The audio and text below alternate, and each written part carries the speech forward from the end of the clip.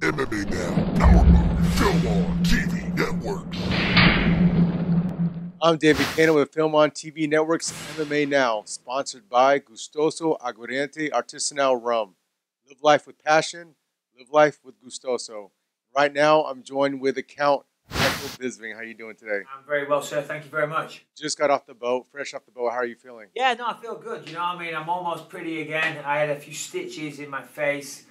They've healed up. Obviously, the fight was a tough fight against Anderson Silva 2 weeks ago.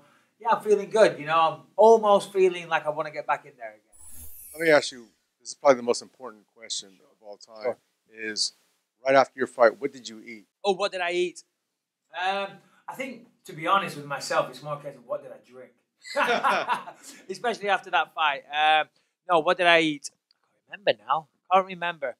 I had to go to the hospital immediately after the fight, and just you know, safety precaution, just get checked out. That was all clear. And then I had an obligation at an after party that I had to attend. Many people had showed up there, expecting me to be there. So, you know, I got there 10 minutes before it closed, and the people were going crazy. But fortunately, I made it, and they were happy to see me. Then from there, we left, and we went to a little pub right by the hotel where we were staying. They didn't serve food. By this point, it's 3 in the morning, you know. And, yeah, I was thirsty. I wasn't hungry. What time do the clubs or the bars close in England, London? It all depends, you know. You know, some places go all night. We actually managed to get a lock-in. A lock-in is where, you know, they lock the doors and not open to the public. So we were there. We were there until the sun came up. What can I say? I've never had great fish and chips anywhere, and I've actually even tried Gordon Ramsay's in Vegas, and I think it was Caesars or whatnot. But is there a place that's a go-to for you in California? If you want fish and chips, you don't get it from a restaurant. It's a little bit too fancy. You're going to go to a chippy. A chippy is like a takeaway place. Proper fish and chips come from a chippy. You don't get it in a restaurant. You go to a chippy. It's a little greasy, but it's good. So anytime you're in England, you've got to go to what we call a chippy. Chippy. A chippy. That's where you get good fish and chips. And if you ask, they're everywhere. Everywhere. Every street corner almost has a chippy. Well, maybe when I lived there. Maybe they're going out of business. What about out here in the United States? Have you found a good nutrition? No. To be honest, contrary to popular belief, English people don't live on fish and chips. So I haven't been having withdrawal symptoms. I haven't felt the need to locate a good source of fish and chips. You know, I'm happy with you know, whatever they serve out here. Let's get right into it. Justin Bieber has been in the news lately, and I think this is a testament to where MMA is on the rise right now. Are you a believer? Am I a believer? Yes. Well, my daughter's a believer, and she's 13 years old. So my taste is a little more mature, but I gotta say that the last couple of tracks that he put out, I quite enjoyed them. As I say, my daughter's a fan, so I have to enjoy. Is maybe not the correct word, because as I say, I do find myself tapping my feet a little bit. So yeah, maybe I am a believer. What's your thoughts on someone like him, a pop star, coming out and saying that any professional fighter or professional athlete has a terrible style? Is that something that he should be saying and coming out and saying? Justin Bieber can say whatever the hell he likes, you know. I mean, just the way I can say whatever the hell I like. I don't know why he'd say Nate Diaz has got terrible style. You know, I mean, you could say Bieber's got terrible music. You could say he's got terrible style. You could say that he acts like a little dickhead, you know, which he definitely does. But, you know, I don't blame Justin Bieber for acting like an idiot at times. He's a young kid. He's very, very rich. He's got the world at his feet. And if I was that age, I'd be messing up a whole lot worse than Justin Bieber does, believe you me. So I think all in all, he's doing okay. What does that say about MMA, where we're at right now? With, like, you have Drake, Justin Bieber in the news on extra TV, all over the tabloid. But before, a year, 2 years ago, this would have never have happened. Yeah, you know, I mean, MMA is constantly on the rise, and combat sports have always been popular. Of course, boxers back in the day, you know, were adored by celebrities and people in general. And it's only natural. It's a natural progression that mixed martial arts would go this way. So, yeah, I mean, Justin Bieber, Drake, you name it, the list goes on. You know, I mean, we are, you know, mixed martial artists and certainly champions of mixed martial arts. We're considered, you know, we're enjoyed by many. We're enjoyed by many. So it's no surprise to me.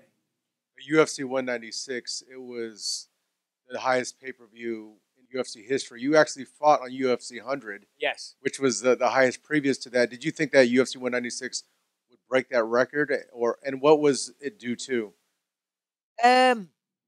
you know, to be honest, I haven't given it any thought. You know, I don't even. Is that official? Is it Dana said it was 1.5 million? Right. Okay. Well, that's fantastic. That's amazing. I mean, of course, a lot of that's down to Conor. Conor's, you know, an incredible star, and of course, Nate Diaz certainly knows how to sell a fight. So the dynamic between those two, you know, the press conferences, they were very, very entertaining, and they certainly want to make you see that fight.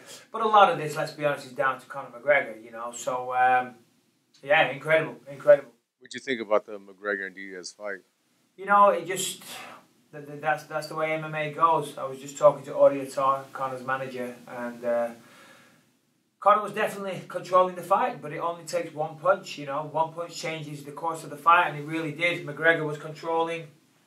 Diaz landed that one shot. I think it was a 1-2 combination that kind of wobbled McGregor a little bit, and then from there, you know, that gave Diaz the confidence. He kept the pressure on. Listen, that's the fight game. That's the way it goes. You know, you fight in the UFC for long enough, you're going to come up against people that can give you a fight. It's as simple as that. I was undefeated for a long time. I was 15-0 at one point, you know. Unfortunately, now I've got a few losses. Still not too many, but I've got a couple of losses on there.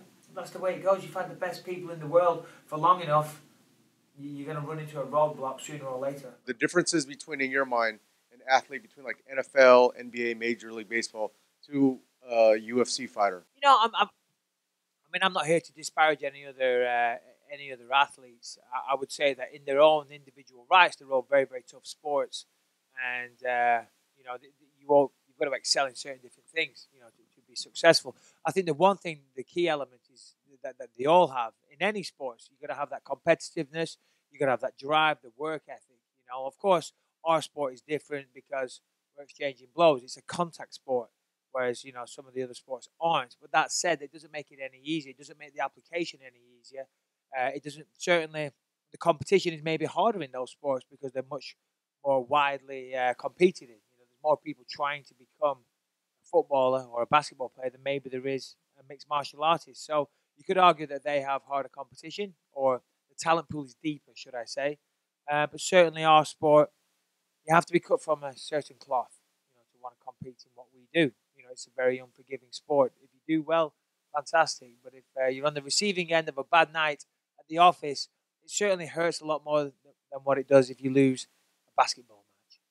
Now let's talk about MMA in particular, steroids. You've came out and you've been a big proponent against steroids, and this has come up many times that people have said there's been a percentage that has been thrown around, like maybe over 90% of fighters have taken it over their career. Can you feel someone when you're in the cage that is on it, or is that something that you can't really tell? Yeah, to be honest, no, you can't tell. I mean, I don't know what the percentage is, and you mentioned 90%. I probably find that inaccurate, to be honest. But as I say, who knows? Who knows? People aren't publicly owning up to these things, you know. So it's impossible to know what the true percentage is. Of course, in any sport, people are trying to take shortcuts. People are trying to cheat their way to victory. I mean, we just saw it in tennis. Sharapova just tested positive.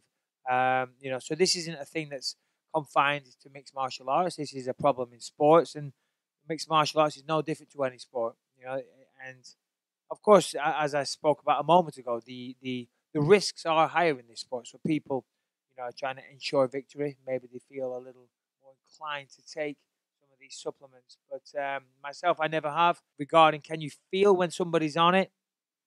I don't think so. I mean, I've never really had a problem. Like, for instance, when you fought Belfort, obviously. Yeah, you saw the thing with Belfort was you know, at the time, when you're going into a fight, you're not looking at your opponent and thinking, oh my God, you know, this guy looks ripped to bits, he looks huge, he's going to be so strong and fast and all these things. You can't do that as a fighter. You've got to believe in yourself. So you go into the fight very confident. After the fight, my coaches were like, holy crap, did you see the size of him at the weigh-in? And at the weigh-in, I was like, I couldn't care less. But then, in hindsight, when I look it back, I'm like, holy crap, that guy was big. You know, he was jacked and this and that. But when you're going into the fight, you never think like that. And if you're having those thoughts, you should find something else to do for a living, because you're already beat. If you're doubting yourself by your opponent's physical appearance, you know, then you got to find something else to do for a living. Some fighters that came out said that it might be a crime for someone to be on steroids to fight someone else that can do a lot of damage. Sure. Where do you fall on that side of the fence? Well, I mean, shame on them. Shame on anybody that, regardless of what it is, but in any sport, if you're trying to cheat, then you should be ashamed of yourself. Certainly with fighters, we're not born. The majority of us aren't born with a silver spoon in our mouth, and we're doing this because, this is one of the only things we can do. And there should be a certain element of honor in that, and the people, and of course, that's without even getting into the whole martial arts thing. I'm a martial artist, so if people proclaim to be a martial artist, they should certainly be leaving steroids out the window, and we should be competing fairly. And as I say, shame on anybody who has, gone down that road. Talking about competing, you have a grappling match with Chael Sonnen. Yes, that's right. In a couple of weeks, how did this come to be? How did this get put together? Yeah, but it's actually this Sunday. YourShow.tv. It's a pay-per-view event. I actually got a call from Chael himself because his initial opponent couldn't compete for legal reasons, contractual obligations. So he wanted someone else, and he spoke to the organizers of the of this competition, and he said, "Listen, I know Michael personally, so I'll reach out to him." So Chael called me up. He told me the details, and as soon as he told me, I was like, "Oh yeah, I'm definitely interested in this," because we had a very, very close fight back in 2012. Chael included actually thought that I won the fight. I thought I won the fight. Everybody thought I won the fight, apart from the judges. I thought you won the fight too. Oh, thank you, sir. But it was a close fight. Because you stopped his wrestling, and I think that was something that a lot of people didn't think that you'd be able to do. Yeah. I didn't think you'd be able to stop his wrestling. Yeah, no, exactly. So, but you can't be bitter about these things. It was a close fight, regardless, and he got the decision, and that's the way it goes. But I always wanted the possibility of a rematch. Of course, in this event there'll be no punching or kicking, so he'll be at an advantage there. But even still, as you just said, I stopped his wrestling, so I'm pretty confident I can go out there and hold my own and hopefully get some revenge. Have you guys grappled before? Yeah, well, we grappled in the fight. Well, I mean, outside. Have you trained outside outside? of that, no, never have. But I do a lot of jiu-jitsu. I actually started doing Japanese jiu-jitsu when I was 8 years old, and I work on my ground game constantly. But I do favor the striking aspect. So when I fight, I'm always trying to connect with my fist to the jaw. But yeah, make no mistake, I can handle this guy on the ground. So this is going to be fun. I get to go out there and prove to the world. I never thought that Bisping would be in like a Metamoris type match, and here we have it. Exactly. I'm excited to go out there and prove what I can do in the grappling world. As I say, in a fight, I tend to go down more of the striking route. So now I get to go out there and show my ground game. Switching gears, let's go back to the Anderson Silva fight. A lot of fans, they hear the post-fight interviews, your emotions, but people don't know what it feels like. What does it feel like? You're in the cage with supposedly the greatest fighter of all time. What emotions are running in your head as you're in the cage when you're first in there? To be honest, prior to that fight, when we were in the octagon and the fight had started, I was very, very calm. Very, very calm. I was, I think, the calmest I've ever been. Even my boxing coach, Jason Perillo, who I want to thank publicly because he was amazing throughout the entire training camp. He even said, "Look how calm you are."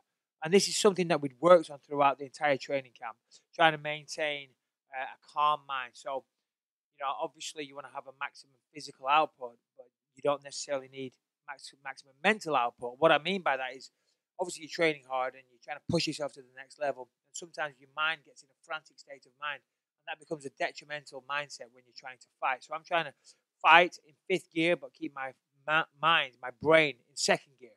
So it's very hard to do. But I worked on that tremendously throughout the camp, and that paid dividends. But before the fight started, I was very, very calm. And that was something that I focused on and worked on diligently. And it paid off. Of course, when the fight started, you're on autopilot. Because typically, before a fight, that is the most nerve-wracking moment. Once the fight starts, the nerves go out the window because you're actually fighting. Often the anticipation is the hardest part. But for this time, there was no nerves. It really wasn't. I was enjoying the moment and happy to be facing Anderson Silva. It's a fight that I wanted for a long time.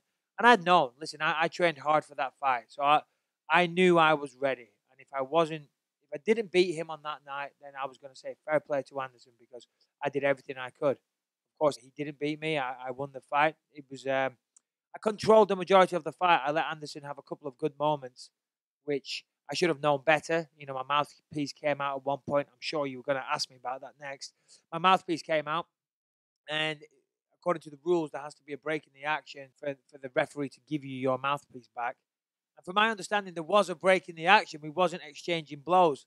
So I kind of stopped and I thought, hey, ref, give me my goddamn mouthpiece. And I shouldn't have done it. This was my mistake.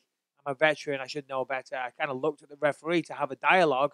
And as I did that, Anderson threw a beautiful flying knee, you know, and it connected nicely. So, yeah, my mistake. Now, when you were in there, you said you felt calm, you were on autopilot, but are there certain smells that you smell or sounds? No one has ever gotten in a fighter's head, and no one will. What is it? Certain smells that you smell like the does it smell like a gym or the sounds of a smells? You know what? Kudos to you. I think that's the first time I've been ever asked what smell I can smell. You know, to be honest, you're more concerned with not getting your face smashed in as opposed to taking in the smells, if I'm quite honest.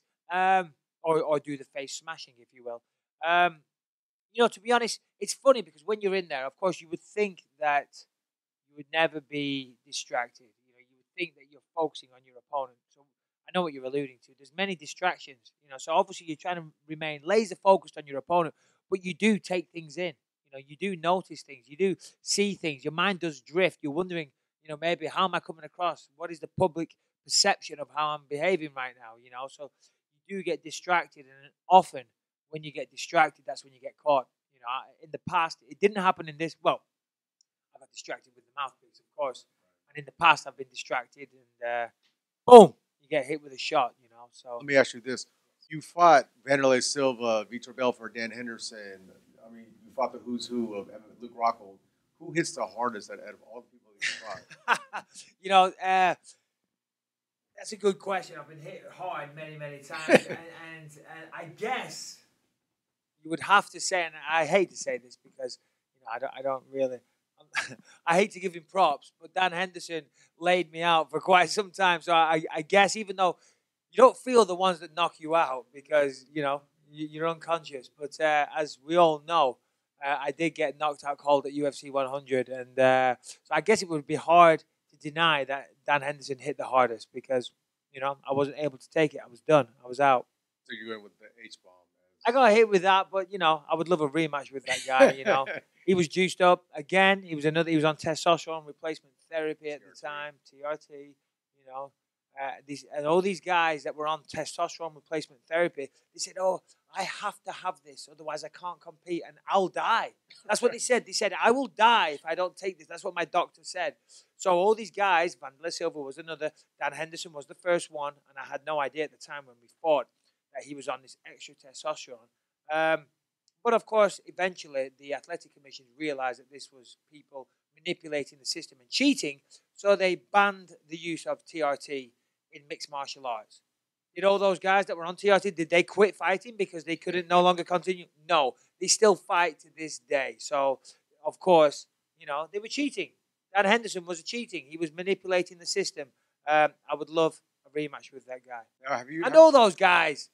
Shame on you all. Have you heard of this like stem cell replacement where they replace your blood? I just heard about it when I was. You know what? I hear people talk about it. I've heard things. Listen, unfortunately, you know, I get hit in the head for a living. So the conversations that I can have to you about stem cell treatment are very, very limited and very small. I have heard about it. Maybe I could do with some of it myself, but the details I'm very sketchy on. Some of the fighters are doing this now. They're replacing some of their blood and their stem cells. Okay. I don't know if you thought that this would be another form of cheating. No. From what I'm led to believe, I think it's just a way of speeding up the healing process of injuries. Right. That's what I'm led to believe. So no, I have no. If it's not performance enhancing, then yeah, I have no problem. Let me ask you: there's going to be a fight between Alistair Overeem and Andrei Arlovski, teammates. Yes. Let me ask you about the teammate. Would you ever fight a teammate? You know, I mean, to be honest, it all depends. It all depends, you know. I mean, unfortunately, this sport is not a team sport. It really isn't, you know. So you've got to go out there and you've got to do what's right. Of course, there's many other people in the world to fight than somebody that you might train with on a daily basis.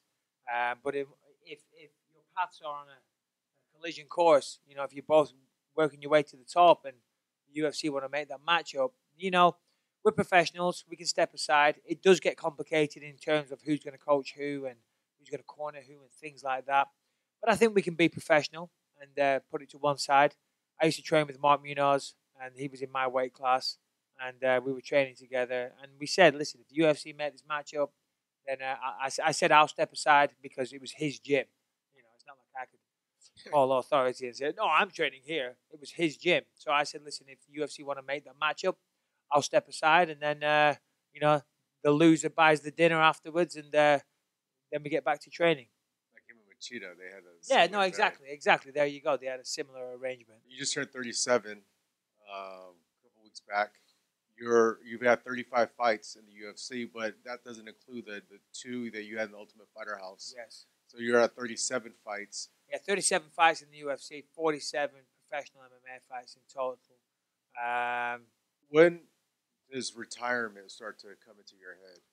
You know, to be honest, if I wasn't able to still compete at such a high level, then of course retirement would be something that I would be considering and talking about. Whilst I can still do this, whilst I can still compete, then of course I'm still going to keep pushing. Obviously, my last fight, I just beat Anderson Silva, only one of 2 people to beat him, Chris Weidman being the other. And even Chris Weidman, when he beat him, they weren't proper defeats. One of them, he snapped his leg.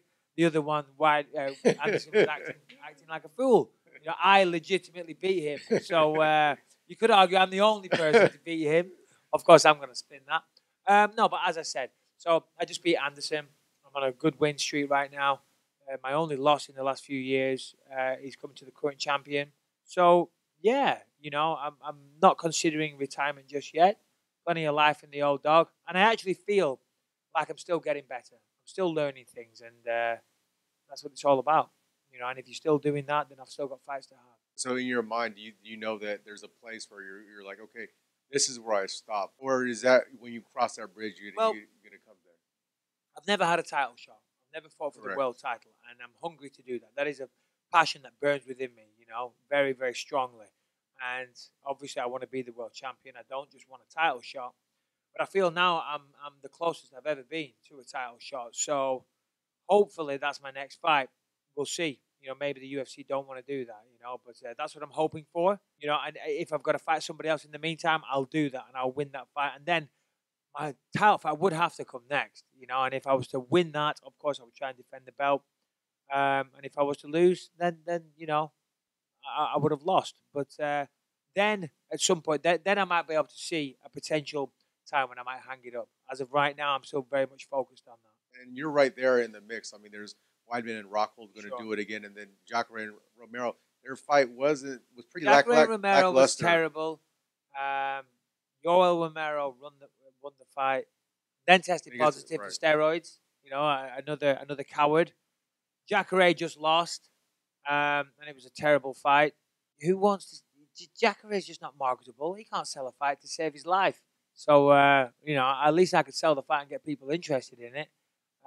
Luke Rockhold can hardly string a sentence together as it is. You know, I mean, he's like Barbie, isn't he? He looks good, but there's nothing between the ears. You know, he fights good though, so I'll give him that. But yeah, I think I could sell the fight, whether it's Weidman or Rockhold. So, do you think if Weidman wins, that they would do that, run it back a third time in a row? I would say that would be the fair thing to do. You know, if Weidman wins, Weidman should give him another shot. Rockhold gave him a rematch. And I guess it makes sense, you know, that would be one apiece. They would have to do a rubber match. So that would be the worst case scenario for me because obviously I would definitely have to fight maybe once, if not twice, in the meantime. But, you know, but we'll see. I actually have my money on Luke Rockhold in that fight. I thought he'd beat him in the first fight. And I think the rematch going into that, Rockhold's going to have such a psychological advantage. You know, after beating him the way that he beat him, it's going to give him so much confidence in the rematch. And, yeah, I see Rockhold pulling it off significantly. Now, is that your prediction because of his training partners, because he has Kane and DC, whereas Weidman doesn't have the same? Yeah, kind of. I mean, I think Weidman, one of his best strengths is his grappling prowess. You know, he's excellent takedowns. Rockhold trains with people, you know, that are probably better grapplers than Weidman every single day. You know, and if you Weidman can't get you down, stand-up isn't all that. You know, it's strong. You know, it's basic. You You know, it's good enough for some people, and Wyman has an incredible chin. I just thought that Rocco would be too fast on the feet, too diverse on the feet, and just too seasoned, too much of a polished striker for Wyman, and that was the case. Of course, the fight ended, you know, from ground and pound, and I think it was ground and pound. Was it? Is that correct? I think it was. But yeah. Now, you actually took one of my lead-up questions. Was you've never had a title shot? You've been in the UFC for a long time, and according to one of the sites, you've made officially $6.2 million, which is #1 on the list for disclosed purses. Sure. Now, it's very hard for fighters to make a living at this.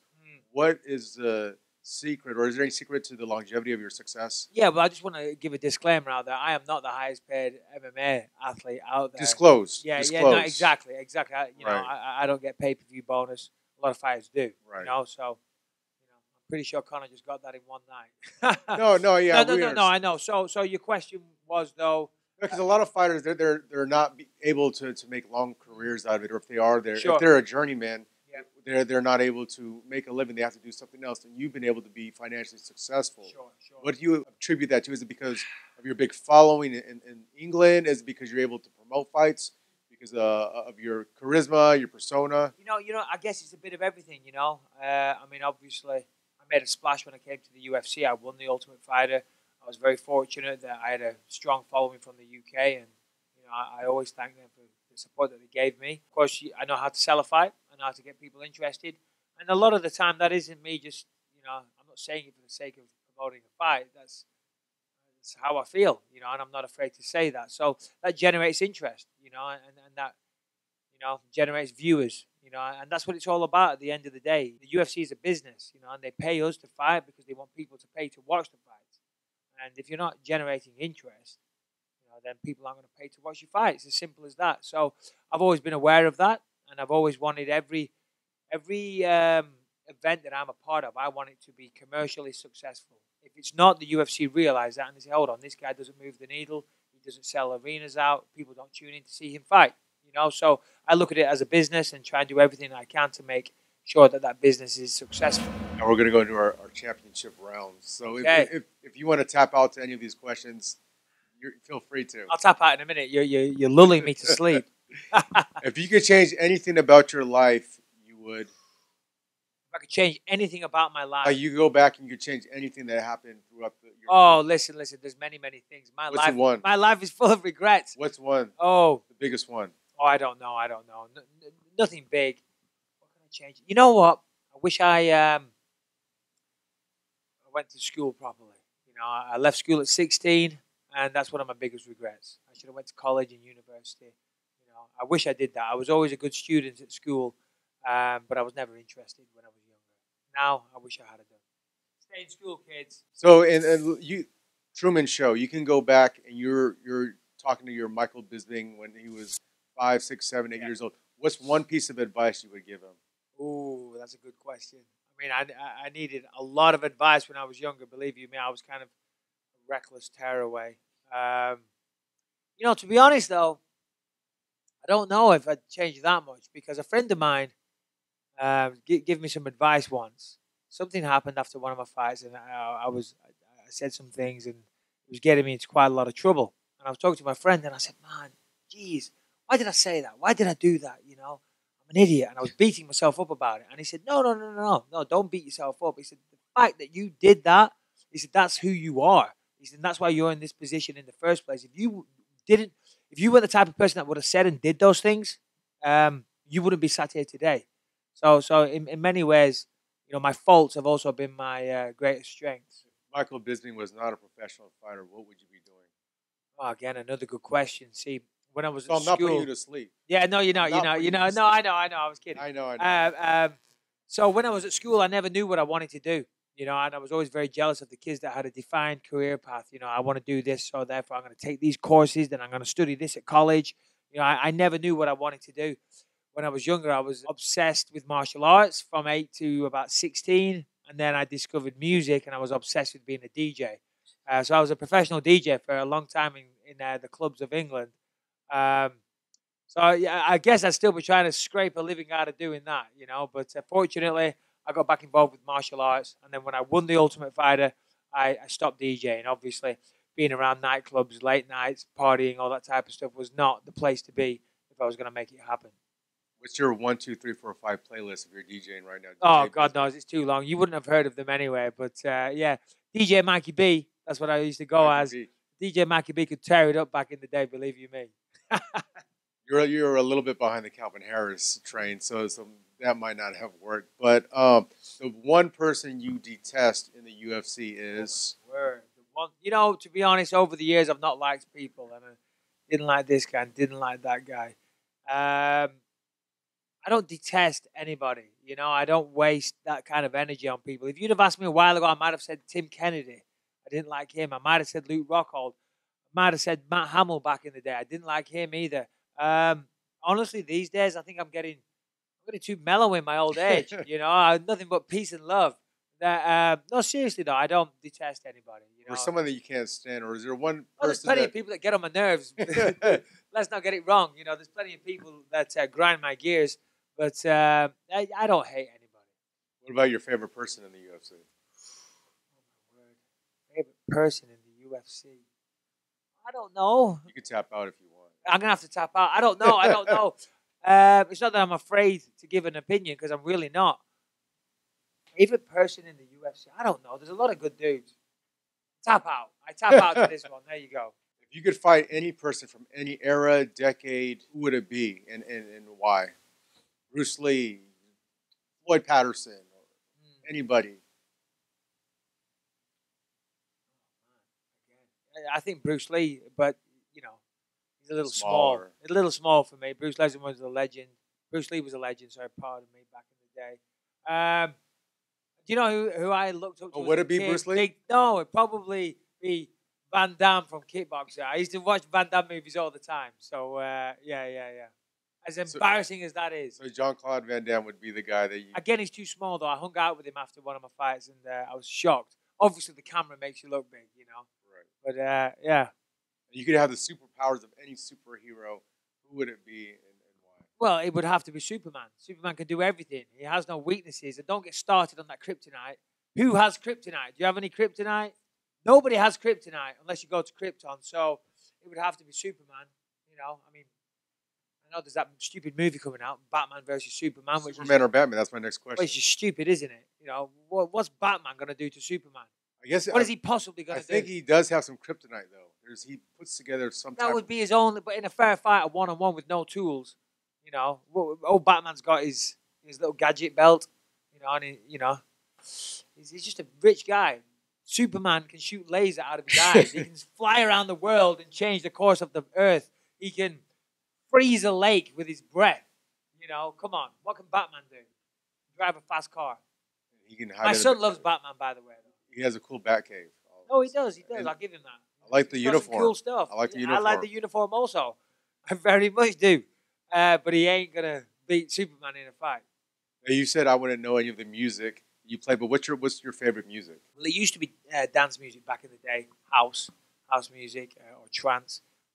These days, I listen to everything. I listen to a lot of stuff. I listen to a lot of 60s music last night, Rolling Stones, things like that. I still like a lot of dance music, a lot of the UK house music, a lot of trance, hip-hop, more the 90s stuff, the new hip-hop, kind of stupid. It is. Come on, let's be honest. Choppers in my closet. Choppers in my closet. What the fuck is a chopper in a closet? Maybe like a helicopter. I know, but why would you have a chopper in your closet? It would be in the Batcave. Anyway, so 90s hip hop. I used to, who like Tupac? Or all that stuff. Biggie. All that. Tupac, Biggie, Snoop Dogg, all that stuff. Or Wu-Tang Clan. A lot of the older hip hop. NWA, we're big fans of those. The older stuff. Don't get me wrong, there's still some good new hip hop, but a lot of it's stupid. We're in America. We're in an election year, which obviously you know. I'm aware of. You can't turn on the TV without listening to it. We're not going to go into politics, but if Michael Bisping was a citizen or born here naturally, and you were elected president of the United States, what's the first thing President Bisping would do? President Bisping. There's a line I never thought of here. The first thing I would do, I would make it illegal for you guys. Well, I would have you guys are terrible drivers, okay? And I would bring in some different driving rules because you guys are terrible, terrible drivers. You know, you don't use your turning signals ever. I would bring in much harsher penalties for that. Why don't you do that? Why do you never? It's called indicating in England. You have to indicate. If you don't indicate, you get pulled over by the police. You motherfuckers never indicate ever, and it drives me insane. Indicate. So what would be the penalty for not indicating? You get bitch slapped. You get a Ned Diaz Stockton slap. What's the secret to weight cutting? Like you fought at 205, you're at 185 now, but what's your mantra for weight cutting? My mantra I mean, of course, you know, it's. Are you talking about leading up to the fight, or are you talking the? Just staying lean and making sure you're around where you can make that final. Yeah, fight. well, you know, you've got to make it a lifestyle. It's as simple as that. You know, you can't try and cram in. You know, you can't change your body too much too quickly and expect to still get the results that you want. You've got to make it a lifestyle. You know, some little changes in your diet and your lifestyle can make big differences on the scale. You know, and the main thing you got to realize is that you can't out-exercise a bad diet. It's impossible. You know, so of course, you know, we all want to enjoy the finer things in life. We all want to eat good food. You know, we all want to have that cheeky burger now and again. You know, and you can still do that, but for the most part, you know, try and eat clean. Eat clean, make good decision choices. Don't drink sodas or too many fruit juices. Try and drink water. You know, don't drink calories. I would say, you know, that's a big thing. People drink so many calories they have no idea, and then they wonder why they're still not looking the way they want to look. Minimize the carbs. You know, yeah, and eat clean. Try and avoid the fast food. Your PR guy said that you're a grill master.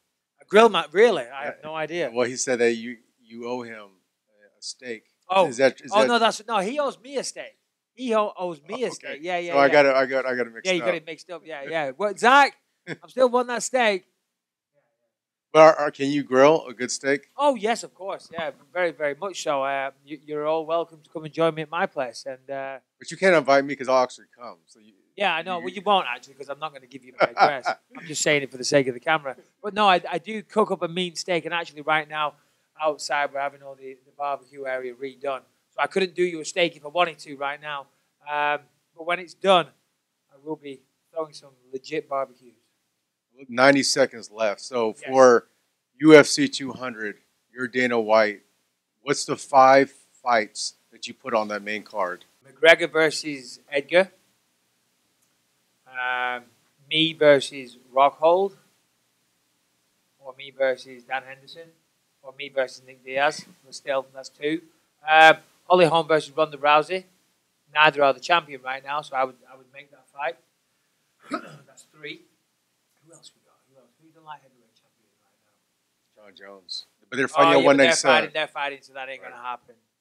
What do you want? 2 more fights? 2 more fights. I should know this. I'm supposedly an analyst. You're an analyst. Yeah. People's choice. I don't know. Just give me a Jones Cormier then prediction. Jones Cormier prediction. I don't want to do this, but I will because DC is my boy, and I think the world of him. But I see John Jones getting his belt back. I just do. I really do. And DC might prove me wrong, and I hope he does. But I think the way the first fight went was very telling. And, of course, Jones wasn't particularly as motivated as he should have been. You know, this is what we're finding out. He was partying through training camps and things like that. So I think the new John Jones that's going to come back will be even better than what he was before. I just think that doesn't bode too well for DC. But DC is a hell of a fighter, man. You know, nobody's been able to do to Anthony Johnson what DC did. So, you know, you never know. And that's what makes it such a great fight. And I will be tuning in. In fact, I will be there live. But if I was a betting man, I would say John Jones. Final question. 10 years from now, yes, you look back at your life. You look back at what you did in your career. What do you see when you're 47-year-old Michael Bisping? What does he see? I see a guy that went out there that wasn't a particularly gifted athlete, far from it, in fact, that went out there and showed the world that with a bit of hard work, determination, good work ethic, and fighting spirit that you can make something of yourself, that you can turn your life around. Believe you me, prior to being involved with mixed martial arts, my life was in the gutter. I wasn't doing things rightly, and I've completely done a 180. I've turned things around. I've made something of myself. I'm financially secure. My children are financially secure, and and that's all down to hard work and determination. And that's what people will see.